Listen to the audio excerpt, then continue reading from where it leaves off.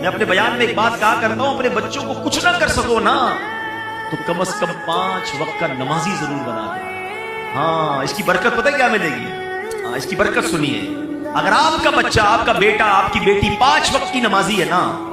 تو جب آپ دیکھیں ماں باپ کو مرنے کے بعد کیا چاہیے؟ نیک اعمال زندگی کے بعد منقطع ہو جاتے ہیں، اعمال نامہ ڈسکنٹینیو، حدیث میں آتا ہے جب بندہ انتقال کر جاتا ہے اس کا اعمال نامہ بند ہو جاتا ہے سوائے 3 چیزوں کے، فرمان علم جو باقی رہتا ہے، صدقہ جاریہ، اور نیک اولاد جو اس کے لیے دعائیں مغفرت کرے۔ اب میری اولاد میرے لیے دعا کرے گی کہ نہیں مجھے پتا نہیں، اب اتنی بیزی ہو گئی ہے نیو جنریشن، لیکن اگر میں نماز ہی بنا گیا اس کو،